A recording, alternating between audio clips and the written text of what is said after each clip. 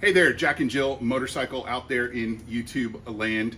It's Wes, I'm back. We're starting a whole new series. This is a 1966 BMW R60/2. And for those of you who don't necessarily know what all that means, the R means it's a horizontally opposed twin cylinder, the boxer engine. The 60 means that it comes in at about 600 cc's. So that's the displacement of the engine. And the /2 is just a denotation of the generation of motorcycle. The /2s were made from about 1955 until 1969. Starting in 1970, BMW switched over to the /5s, but that's not where we are. This is a /2, this is my /2, and we are starting a rehab of it. Not a restoration, that's not the point here. It's a rehab. I want to turn this into a bike that runs and is reliable so that I can ride it. I'm not worried about restoring it right now, so that's not the purpose, that's not the point. I'm here at Motowerks in Fredericksburg, Virginia. One of the guys that works here, one of the co-owners, Mike Jinks, is going to be guiding me along through this process. Today we're going to start rehabbing the ignition system. So that involves getting the magneto out, the coils, all the spark plug wires, everything's got to get replaced because the magneto is actually leaking, and you'll see that in a bit.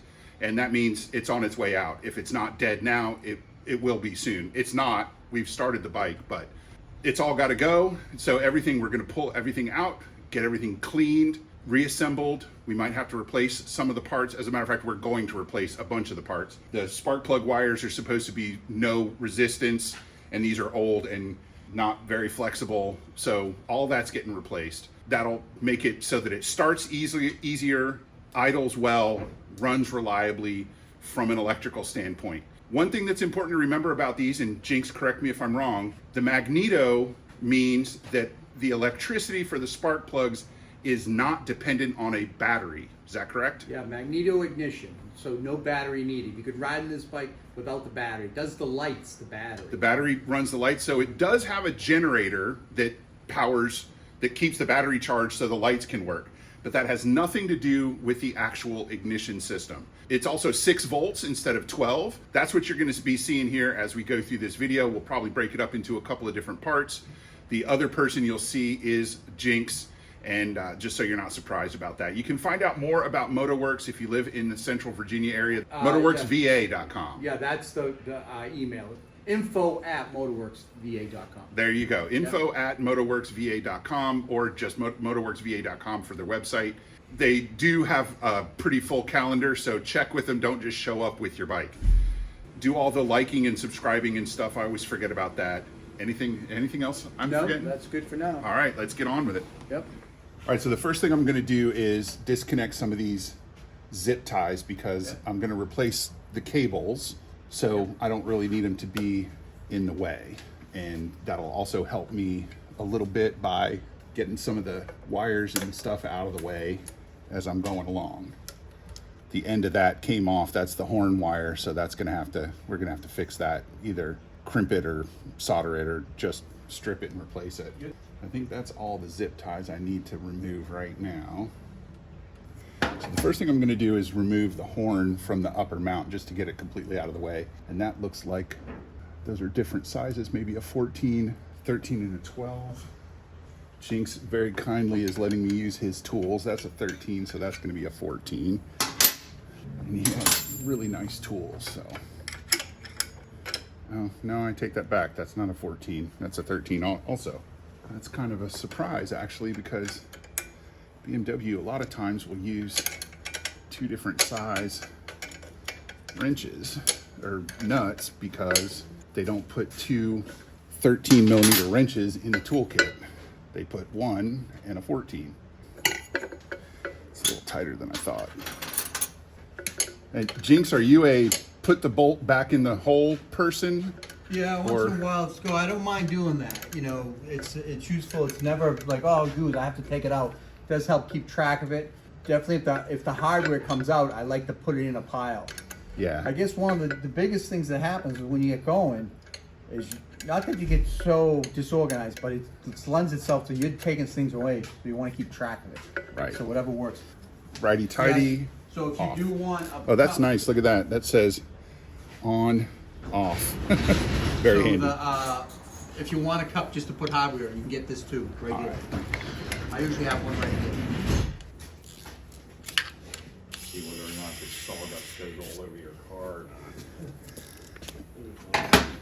So on a /5/6/7, etc., underneath the front cover there's a diode board, which means that you have to disconnect the battery before you take the front cover off. You run the risk of shorting out the diode board. That's not an issue on a 6V/2. Also, I don't know if you can see this far back, there's no battery, so it doesn't matter. But because because it's a 6V system, it's not as dangerous, but you still want to be careful. I would probably go ahead and disconnect the battery anyways, even though that feels like it's captive. So I'm not going to try and get that out any farther. But there's no battery in it, so it's not an issue right now. But in general, you want to remove the battery or disconnect the battery, the negative side of the battery, before you take this front cover off. More often than not, in BMW, very well thought out, and then especially on these bikes, how beefy it was made. They weren't trying to save weight or anything. If you ever had a Schwinn bicycle, this is kind of Okay. yeah. There's some pieces to get. Oh, and that's a cool looking bolt on the inside. I don't know if you can see it there. And so that's going to need some cleaning up. You can see this is where the shellac from the coil, not the magneto that I said earlier, some of the shellac from the coils come out. So we'll clean that up. And so when you get here too, it's easy to say, "Ooh, there's a lot of electric. Where's the magneto? What is all this?" So from here down, that's the alternator, generator.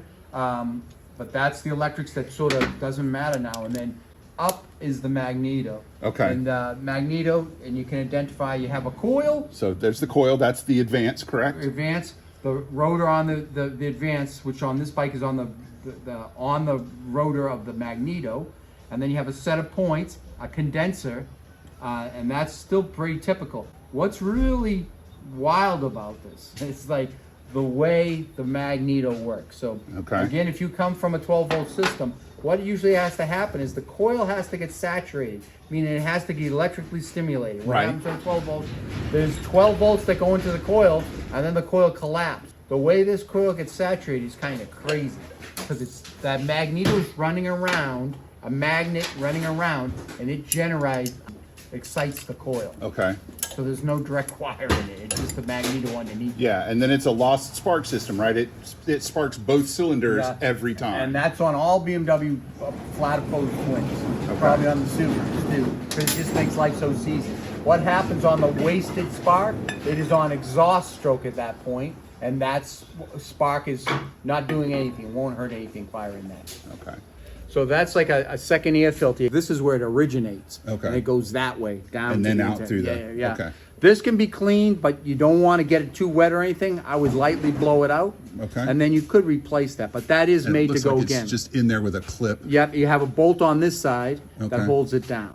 All right, cool. So that the other thing that's kind of good about this in their little brain thinking is you see the way the air comes in. Again, it's getting pulled, but it comes across the top of the engine through here, so it cools the engine as it gets drawn into. Okay. There's little vents way in. Yep. Fantastic. Yep. Next thing up is getting the spark plugs out. And we're going to take the spark plugs out in case, because we're replacing the wires and replacing the spark plugs, but also in case we need to move the flywheel as we're working on the ignition system, we want to have the spark plugs out, which makes that a little bit easier.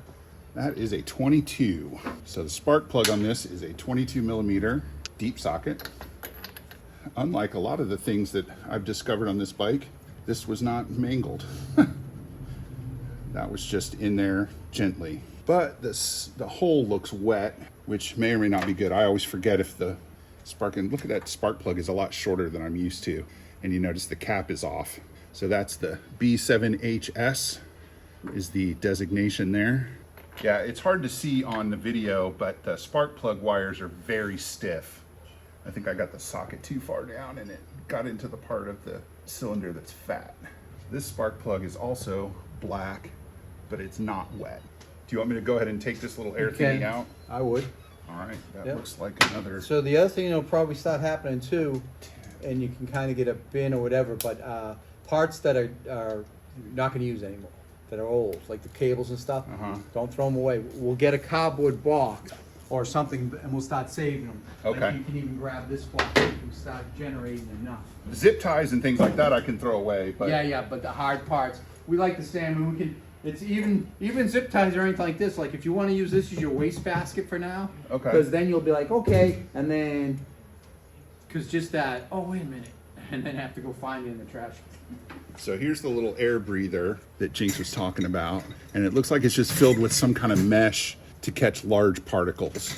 It doesn't have any manufacturer markings on it, just says F665. And then you can see there's a rubber O-ring in here that is stiff and crusty, so we'll replace that. If we have one. If we don't, we'll just put that one right back in because we have that one and it's clean and unbroken. It's just stiff and crusty.